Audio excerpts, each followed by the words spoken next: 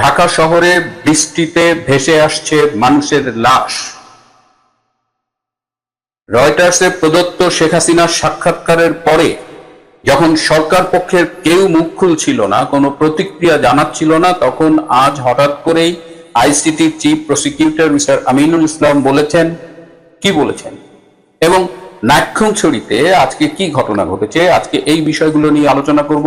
শেষ পর্যন্ত সাথে থাকবেন। আসসালামু আলাইকুম, আদাব এবং নমস্কার। বৃষ্টি আমার ভীষণ প্রিয়। কৈশোরে অনেক বৃষ্টিতে ভিজেছি, কিন্তু বৃষ্টিতে জলাবদ্ধতাও যে কখনো দেখিনি তা নয়। কিন্তু আজকে ঢাকায় যে বৃষ্টি হয়েছে, সেই বৃষ্টিতে শাহবাগ থানার অধীনে ঢাকা মেডিকেল কলেজ হাসপাতালের কাছে ফুটপাত, অমর একুশে হলের কাছে এবং আনন্দবাজার এলাকায় তিনটি লাশ ভেসে এসেছে। তাদের একজনের বয়স 60-এর মতো, একজনের 55-র মতো। লাশগুলো ঢাকা মেডিকেল কলেজ মর্গে সংরক্ষিত আছে। কিন্তু এরা কারা? এদের কি হত্যা করা হয়েছে? বাংলাদেশের নদীগুলো যখন ভাগাড়ে পরিণত হয়েছে, সেখানে লাশ ভাসছে, শত শত লাশ। সেখানে এখন বৃষ্টিতে ঢাকা শহরে জলাবদ্ধতায় মানুষের লাশ ভেসে আসছে। কারা এই হত্যাকাণ্ডগুলো করছে বা এই লাশগুলো কারা? এই ব্যাপারে কিন্তু গণমাধ্যমে কোনো তথ্য নেই। সরকার আমাদের কিছু জানাচ্ছে না। আমরা জানতে চাই, আমরা প্রশ্ন করছি, দেশে কারা সরকার চালাচ্ছে? দেশের কোন অবস্থা? চট্টগ্রামে প্রায় 70% নগরী আজ পানির নিচে। স্বরাষ্ট্রমন্ত্রী সালাউদ্দিন আহমেদের কক্সবাজার পানির নিচে। পানি ব্যবস্থাপনা কোথায়? সরকারের দায়বদ্ধতা কোথায়? এত বৃষ্টি দেখেছি, কিন্তু কখনো এভাবে বৃষ্টিতে লাশ ভেসে আসতে দেখিনি। বাংলাদেশটা কোন পথে যাচ্ছে? এই নিয়ে যখন আমরা প্রশ্ন করছি, তখন আজকে দেখলাম এই ইন্টারন্যাশনাল ক্রাইমস ট্রাইব্যুনালের chief prosecutor advocate Aminul Islam, তিনি একটি প্রতিক্রিয়া জানিয়েছেন শেখ হাসিনার বাংলাদেশে ফেরার ব্যাপারে।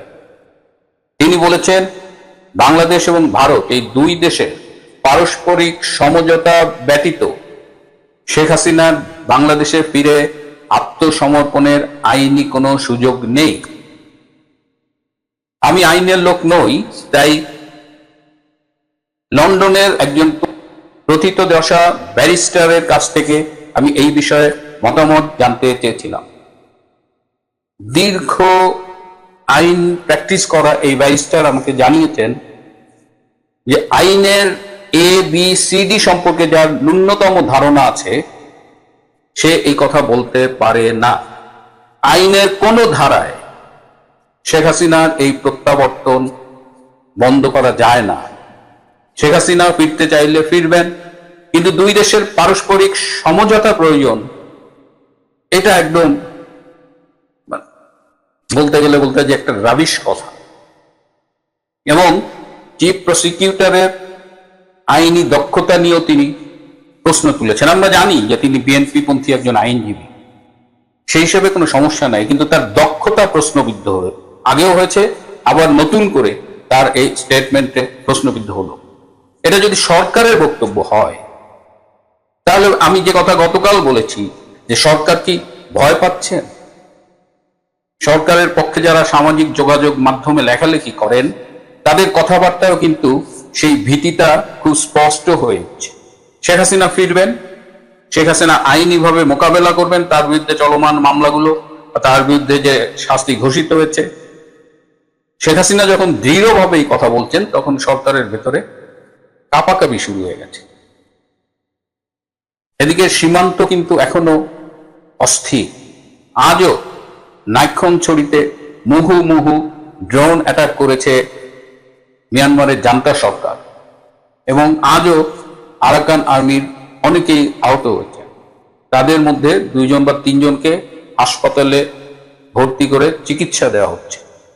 অর্থাৎ আমাদের পাহাড় এখন চরমভাবে অস্থির। এটা কতদূর গড়াবে সেটা আমাদের দেখতে হবে।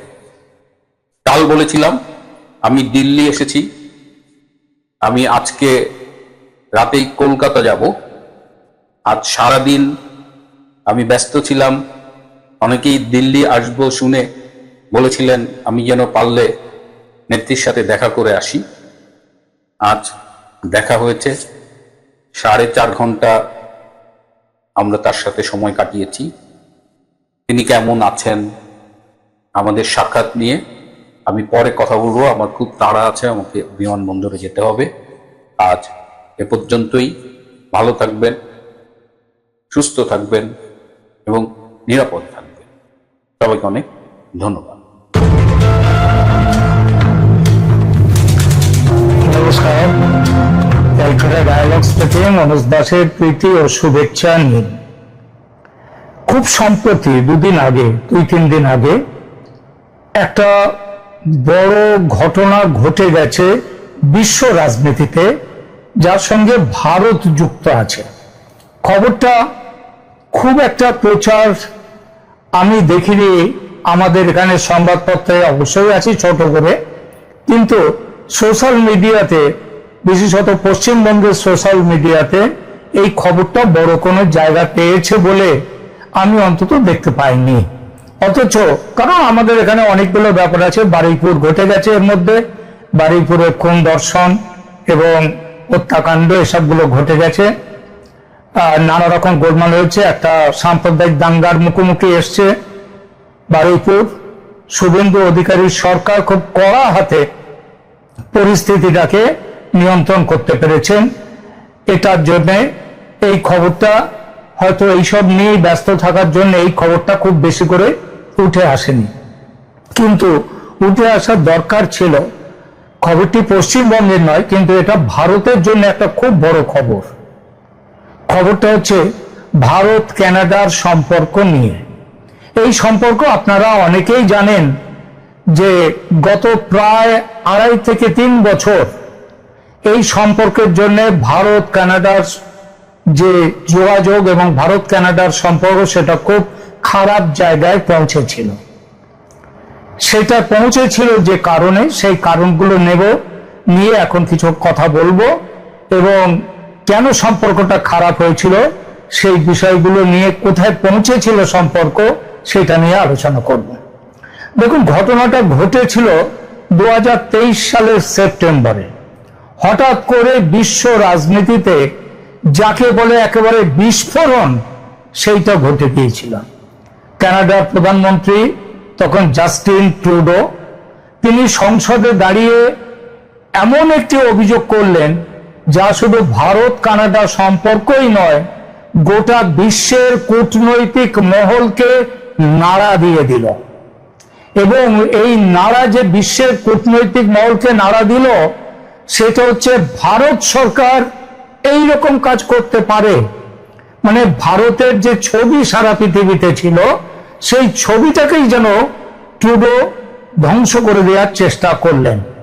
কি বলেছিলেন ট্রুডো? জাস্টিন ট্রুডো, কানাডার প্রধানমন্ত্রী, তিনি পার্লামেন্টে অভিযোগ করলেন ভারতের সরকারি এজেন্টদের সঙ্গে শিখ বিচ্ছিন্নতাবাদী হরদীপ সিং নিজ্জার হত্যার সম্ভাব্য যোগসূত্র রয়েছে, যার অর্থ বাংলা করে বলতে গেলে নিজ্ঝর হত্যা করেছে ভারতের এজেন্টরা, ভারতীয় এজেন্টরা। এটা কারা মনে করছে? জাস্টিন ট্রুডো বলেছিলেন এটা মনে করছে কানাডার পুলিশ। ভারত সঙ্গে সঙ্গে অভিযোগ অস্বীকার করেছিল, কারণ এই অভিযোগটা একটা রাষ্ট্র, তারা পাকিস্তান সম্পর্কে বলা হয় যে পাকিস্তান সন্ত্রাসবাদীদের নিয়ে ভারতে কি সব কাজকর্ম করছে সেগুলো বলা হয়, কিন্তু পশ্চিমী দুনিয়ায় ভারতের পরিচয় শান্তিপ্রিয় একটি দেশ হিসেবে। সেই দেশ যারা আন্তর্জাতিক রীতিনীতি মেনে চলে, এমন একটি দেশ, তারা কানাডাতে শিখ উগ্রপন্থী নিজ্ঝরের হত্যাকাণ্ডে জড়িত। এই খবর কে দিচ্ছে? এটা কোনো সোশ্যাল মিডিয়া দিচ্ছে না, এটা কানাডার প্রধানমন্ত্রী সেখানকার পার্লামেন্টে দাঁড়িয়ে এই কথা বলেছেন। ভারত সঙ্গে সঙ্গে অভিযোগ অস্বীকার করলো, কড়া অবস্থান নিল ভারত, বলল কোনো প্রমাণ হাতে না নিয়ে এত বড় অভিযোগ তোলা ভারতের শত্রুতা করা।